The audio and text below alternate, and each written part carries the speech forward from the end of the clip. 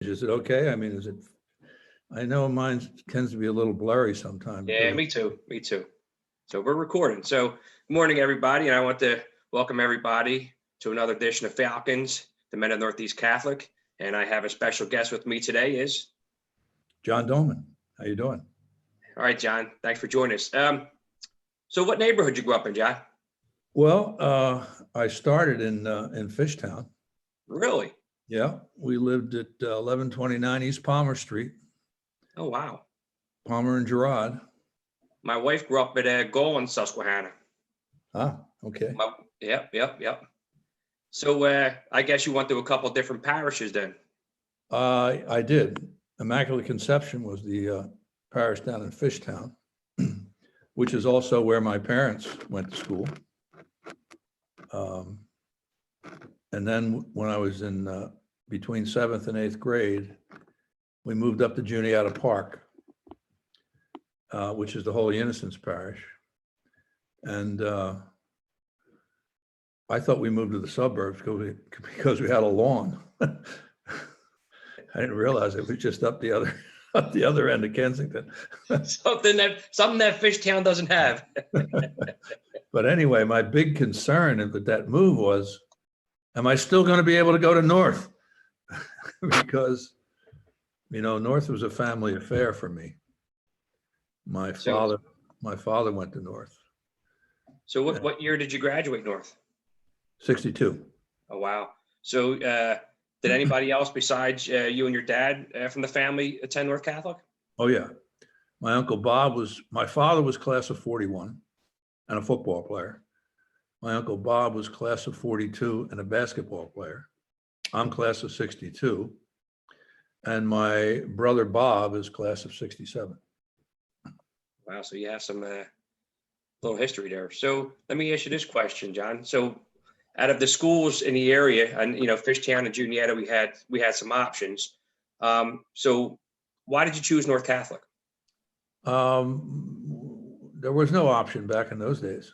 The only option was St. Joe's or LaSalle, or the school that, you know, the parishes all fed into one school.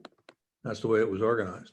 Okay. Certain parishes went to North, certain parishes went to Roman, certain parishes went to Judge. You didn't really get a choice. Oh, wow. Which was fine with me because my mother said, "Oh, I want you to take the test for St. Joe's Prep." And I said, "What? I don't want to go to St. Joe's Prep. I want to go to North." And she said, she was insisting, you know, "No, I want you to take the test for St." I said, "Mom, if I take that test, I'm going to purposely flunk it. So don't let me take the test." Because I started going, my father started taking me to North football games when I was like about 7 years old. So, you know, North was in my blood from a very young age. So my dream was to go to North Catholic. Yeah, and I guess, you know, when a lot of kids, like you said, when you were younger, get that indoctrination in North Catholic, you know, like you said, it's like you don't want to go nowhere else. Like it's like going to like an Eagles game or something like that, or any kind of sports game for the first time, and you feel that passion, you know, and you're just, you know, you're set at that time. So I guess which leads us to our next question. So when you were at North Catholic, were you involved in any kind of sports or any kind of clubs? Yeah, football. I played football for all 4 years, freshman football, JV football, and then varsity football. I played JV basketball. Wasn't good enough at basketball to make the varsity. But yeah, I played 4 years of football, and football was a big part of my life at North. Because my dream as a kid, because my father played at North and he was taking me to games since I was 7. I was always excited by the games. My dream was I got to get to North and play football for the North Catholic Falcons. So yeah, that dream came true. So what position did you play? I was an offensive end and a defensive back. Did you just beat Frankfurt that year? Or did you just play Frankfurt that year? Because from my understanding, a couple of guys I interviewed, it was certain years like, you know, that didn't take place, or, you know, there was no rivalry yet. No, there was a rivalry. Yeah, all through those years, all through the 40s, 50s, and 60s, there was a rivalry. And yeah, it was a big game. And we did beat them. And they were I think they were first in the public league that year. But that game led to my college life. Because fortunately, that was probably the best game I had all year. And I had made the All-Catholic team. But I caught 2 long passes, one for a touchdown. I made a lot of tackles. I intercepted a pass. And in the stands that day were the coaches from the University of Pennsylvania. They were scouting a Frankfurt guy by the name of Don Steinbacher, who was all city, all state, all everything. And I played a very good game. And the next thing I know, they were contacting me to come down to Franklin Field to see a Penn game and have lunch with the coaches. And before I knew it, they'd offered me a scholarship. And I went off, and that changed my life big time. Yeah, you ain't kidding. I mean, talk about, being in the right game at the right time, if you want to use that. Oh my God. That was awesome. So I take it, like you said, you went to the University of Penn, and that's, where I guess, you launched your whole career as to, what you're doing now, I'm assuming. No. It was a long path. I went to Penn, spent 4 years there, played varsity football for 3 years. When I graduated, the war was on, and there was no lottery back then. It was a straight draft. So I was about to get drafted into the Army. I didn't want to get drafted into the Army, so I thought Navy OCS would probably be a good place to be. So I went and took the test for the Navy OCS, and I passed the test. They said, "Okay, yeah, you're eligible to go to Navy OCS, but there's a 6-month waiting list, during which time you're eligible to be drafted."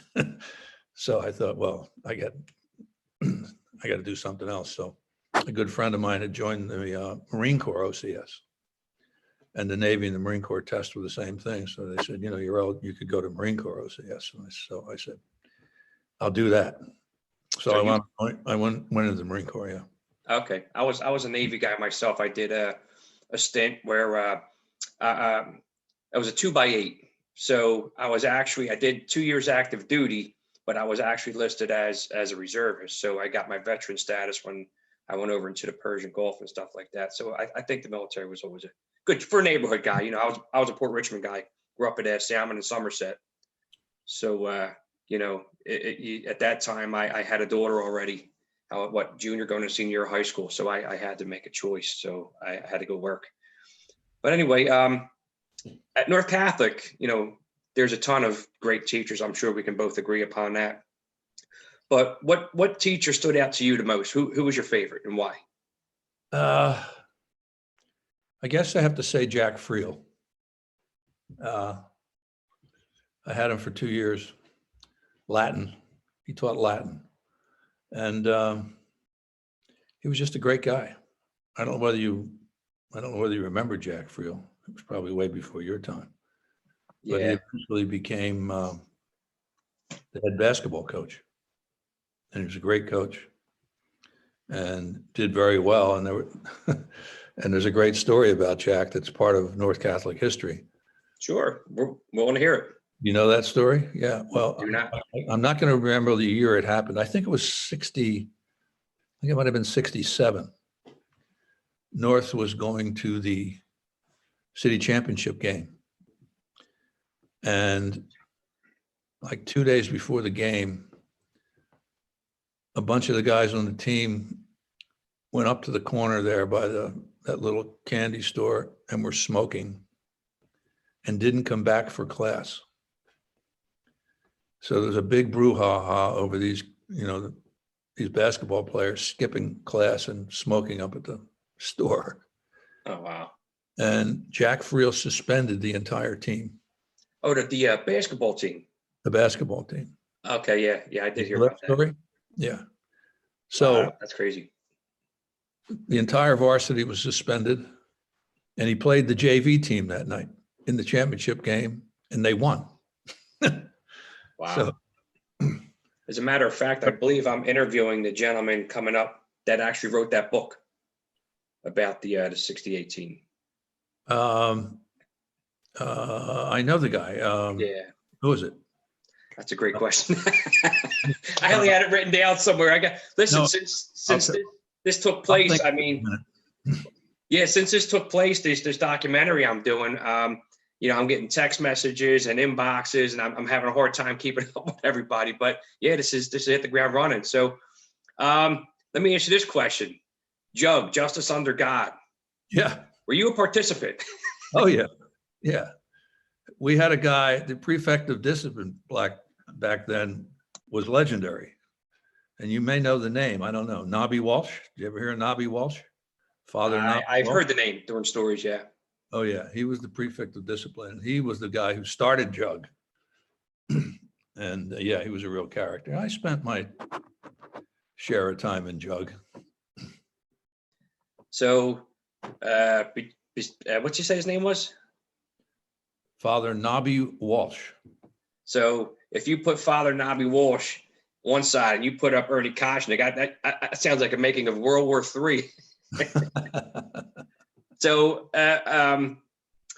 so I guess you weren't familiar with Ernie Koshnick. I think he came in like late 60s, maybe early 70s. I'm assuming. I guess I'm not 100% on that, but that would have been interesting to see those two gentlemen together. Well, there's a guy in between them named Father Butler, who was prefect of discipline, who I ran into in Vietnam, of all places. Oh wow! Because he became a chaplain during the war, and that was kind of interesting, running into a priest from North in Vietnam. Well, they say you run into the North Catholic graduates in almost any all place in over the world. Yeah, it's true. So, how do you think North Catholic prepared you for where you are today? Well, I'm an actor. That's what I do. So I can't say that they prepared me for that. Yeah, I don't But think there was a drama club back then or anything, was yes, there? there was. Yes, there Oh was. wow! And there's an old joke. Like the small parts are like spear. The guy. Oh yeah, he was a spear carrier and such a thing. Mhm. Well, I actually was a spear carrier in Oh, the wow. North production called what was it called? Pilot and the Cross. And I was a football player, and the guy who was running the Father Di Filippo Mhm. decided he wanted to recruit some football players to play parts in the show. So I had one line, which is all I could possibly handle at the time. And I basically was on stage all the time, but standing in a corner holding a spear. So that was actually my first acting job ever. Did you get an Emmy for it? I got ribbed a lot by a lot of guys. So, during your years at North Catholic, and it sounded like you had a good run with football and whatnot. So, out of all the things that transpired in your 4 years at North Catholic, what stands out to you? What would have been your fondest memory at North Catholic?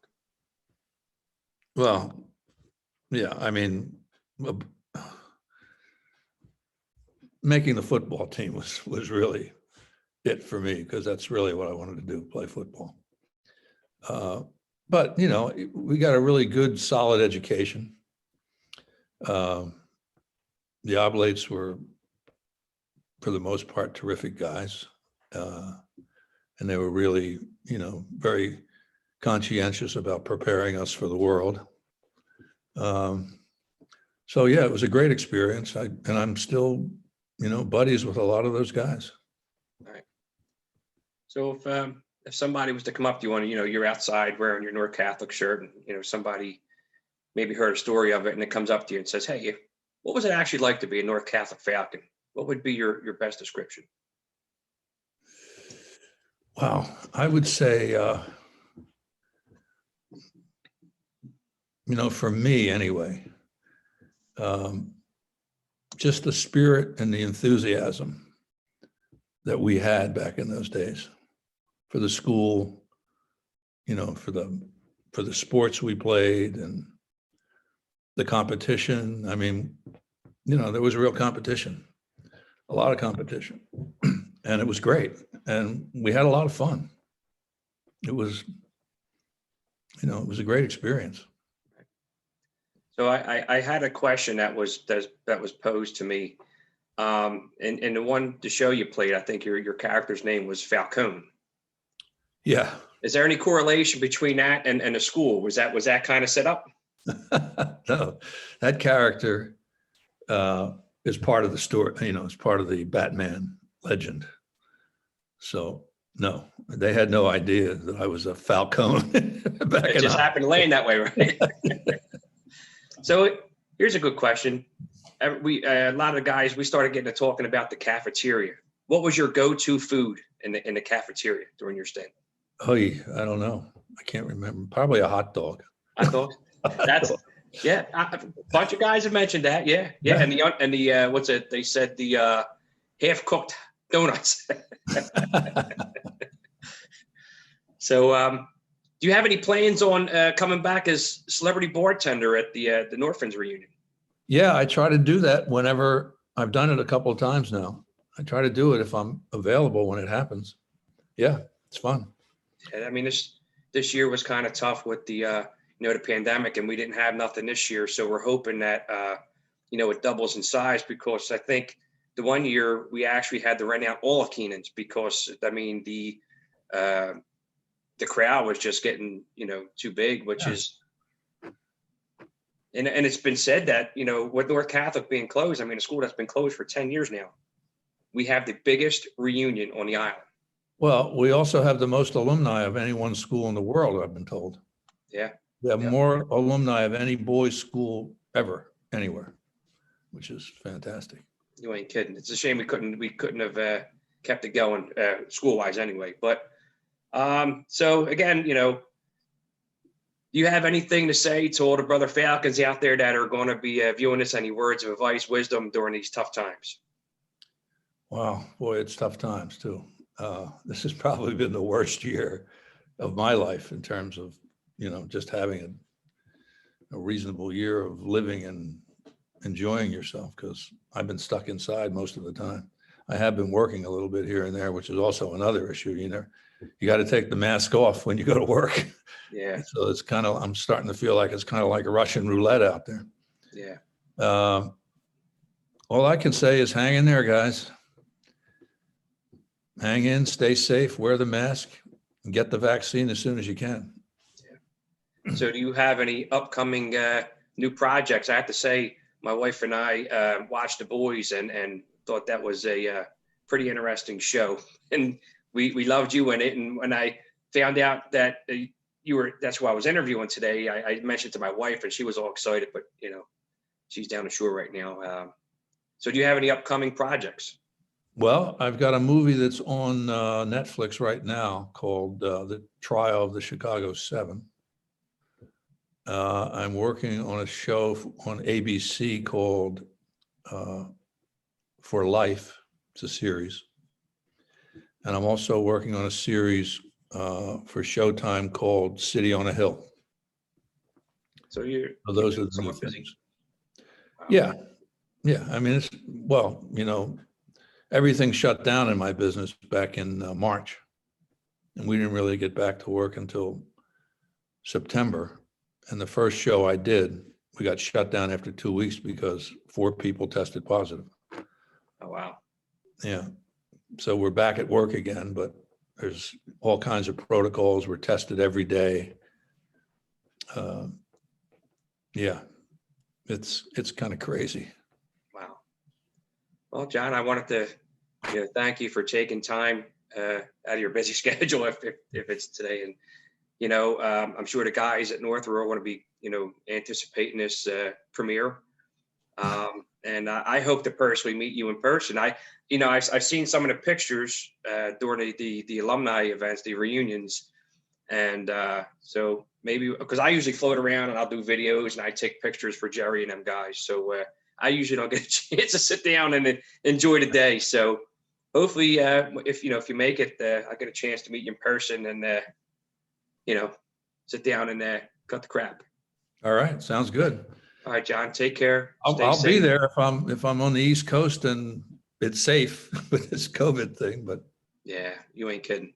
Well, I'm a police officer here in the city, so they're saying they're going to be offering the the vaccine for us, but haven't heard anything yet. So, and you see the state of the country. So I guess I might be making some overtime soon, you know?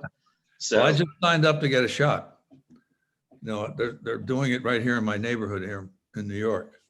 oh, wow. And I called them yesterday. I haven't gotten the call back yet, but I'm hopefully going to get it sometime very soon, maybe next week. Yeah. The I'm here. first I know my one aunt, I just found out this morning, she was given a shot and she still actually just tested positive. I don't know if that comes with taking a shot, testing positive afterwards. I don't know. So Mm. hopefully we can all, figure this thing out and, move on with our lives. So, Yeah. well, anyway, John, again, thank you for your time. I appreciate it. And I'm sure all the guys at North are going to be looking forward to seeing this video. All right. Let me know when it's on. It's going to take me approximately 15, 20 minutes. Usually with the Zoom or the YouTube, it gives you ask for a thumbnail. So I'm taking a picture with you and another guy at the Northridge reunion, because when you do this, and sometimes I might catch you doing a funny face or something like that. So I tend to use a fixture, and it shows as a premiere. Yeah, so give me about 15, 20 minutes. Matter of fact, I'll send you the link first, and it should be up, like I said, like 15, 20 minutes. All right, man. John, thank you so much, and I appreciate your time. My pleasure. Yep, take Take it care. easy.